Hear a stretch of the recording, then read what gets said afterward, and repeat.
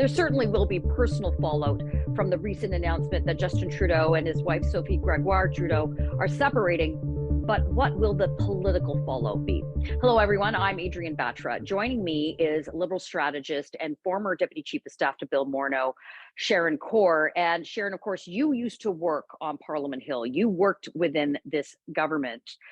I think it goes without saying that there is a lot of tight control out of the PMO. There's a lot of strength there, to be sure. Everybody sort of sings from the same song sheet, that sort of discipline. But with such a personal issue with the Prime Minister, it really has upended some of the government of the day. It certainly changes things into dynamic. Tell us a little bit about from your perspective, like what's going on there. I would say yes. Things do change in the sense that they probably cleared out some time just so they can kind of deal with the situation, give him some space to kind of just mentally deal with whatever he needs to deal with. But for the most part, I think the government itself is probably going to be business as usual. People should not be stopping what they're doing. Ministers should keep doing what they're doing. Obviously, the PMO is probably very focused on kind of responding to this and just making sure that the PM's in the right headspace. But I don't think anything changes majorly. I think it's going to be a slower couple days for them, and I think that people should generally just give him and his family the time and space to kind of process all of this, because it's not easy. And I think that's something we all generally agree on. But as you say, the government of the business carries on. Canadians are still going to receive their services. All of the machinations of government carry on.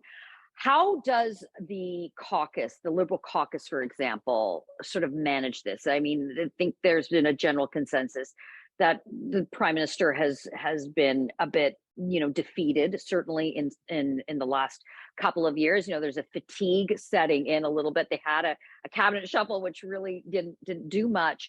But now you compound this with such a deep personal issue. Is there confidence that he can move forward, carrying on with the important and weighty issues that Canadians need him to deal with, while at the same time managing, this very personal issue, with his children and now Mrs. Trudeau that he's separated from? Well, I think my message to caucus members would be similar to like it would be to anyone in any workplace. The jobs are going to get done. People are going to continue to work. The country's not going to stop. The Prime Minister is a professional through and through when it comes to stuff like this. Like, we all do challenging things in our life, whether you're in the public face or not, and it's just a matter of separating a bit of church and state. The country is going to continue to run. The Prime Minister is office, and everyone's going to continue to give directions. But I think for caucus members, I think the focus should be what can they do to be good caucus members, good MPs, and good ministers, and keep doing their job, keep kind of focusing on what they need to do. They're going to have, I think curiosity is something that every person on this planet has. Everyone's going to be curious, like, what happened? There's more to it. Was there less to it? What's going on? And everyone's going to want to know. But I think what I would remind everyone is that we've all been touched by something like this, either directly or indirectly, with people we know. And this is not isolated to someone who's a prime minister of the country. So let's all be cognizant and fair. Yeah, look, at the end of the day, there's really only two people that know what really happened. And as much as we like to speculate in the media, because we need a story, we need something to talk about. There's a narrative out there.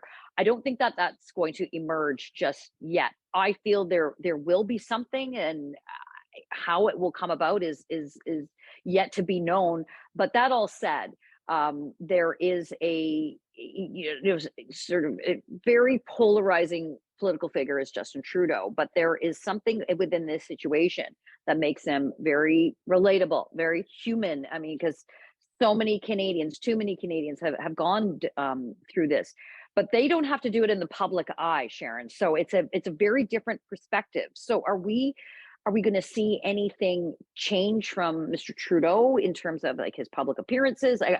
I know that the family is still going on a family trip, which, some sort of scratch their head up, but okay. So do we see any shift in that regard from his public appearances, from his announcement, anything in that from your perspective? I think we're going to have to wait and see. I'm sure a lot of this is going to be kind of a family decision, and how he approaches things moving forward. I'm sure he's going to have to take the kids into consideration. Difficult times like this, it's always important that parents kind of spend some time with children to make sure that they're okay, and their youngest is quite young still. So I don't actually know. I think that we should give them the grace they need Mm-hmm. to deal with their issues right now, and kind of make sure that they focus on the children together as a unit, and Yeah. they're going to continue to parent together. So I don't know. I think we're gonna have to wait and see. I think just given the nature of his role and how popular he is amongst some communities, and he is the leader of the country and the prime minister, that people will be curious and people will ask. I would just say, I think even for media, even for general public, for anyone, let's try to have a little bit of compassion in it. And like Mm-hmm. same, I think the opposition teams were good in the sense that they didn't kind of turn this into political rhetoric yesterday, and I hope they don't in the future as well. We all can be impacted by these things, so Mm-hmm. I'm sure things will change in certain ways because they have to co-parent and do all these things. But Yeah.